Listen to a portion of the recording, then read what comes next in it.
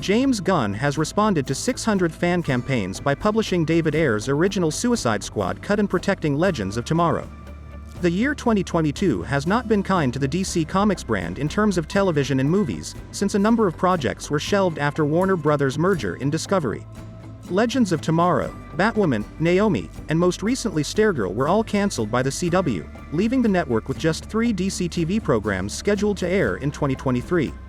Warner Bros. Is responsible for DC films.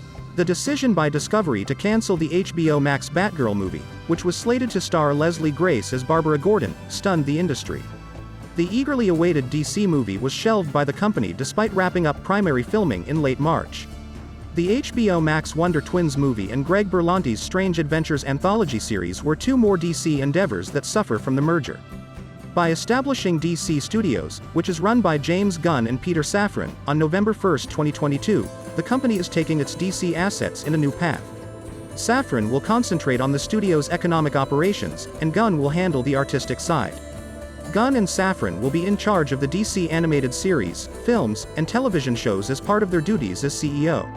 He said, "Opened up Twitter at the end of a long, creative weekend to see the many tweets to save Legends of Tomorrow and release the Ayer cut and fan support for other DC projects over the years.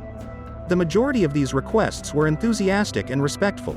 As the new and first ever CEOs of DC Studios, Peter and I think it's important we acknowledge you, the fans, and let you know we hear your different desires for the pathways forward for DC. Although our ability to interact on Twitter has been lessened due to the workload of our new positions, we are listening and open to everything as we embark on this journey, and will continue to do so for the next few years. But all our initial focus is on the story going forward, hammering out the new DCU, and telling the biggest story ever told across multiple films, television shows, and animated projects. We invite all of the DC fandoms from across the multiverse and everyone else as well into this new universe. We can't wait to reveal more."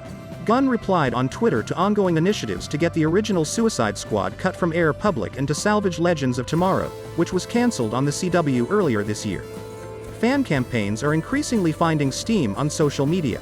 Gunn acknowledged the backing for the franchises while also confirming that they wouldn't be a part of their new approach as they move forward with DC Studios. The DCU isn't necessarily being rebooted just because Gunn refers to their idea as this new world.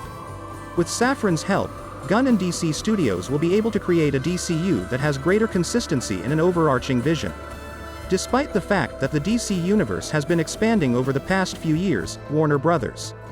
David Zaslav, CEO of Discovery, plainly wants to emulate the MCU's success by fusing TV and cinema on a regular basis. With DC Studios and 2 bosses overseeing everything, WB can let the DCU to begin establishing a foundation. Legends of Tomorrow and Ayer's Suicide Squad may not be a part of those plans, but DC Studios isn't giving up on any of its earlier endeavors. Henry Cavill is slated to resume the role of Superman in upcoming DC Universe films, such as the currently in development Man of Steel 2.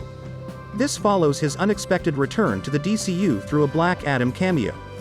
DC Studios isn't so much about restarting the universe as it is about refocusing and stabilizing the linked franchise with a large portion of their continuity still intact.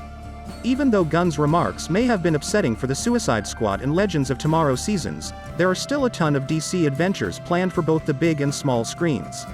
Please like this video and subscribe to my channel. See you soon.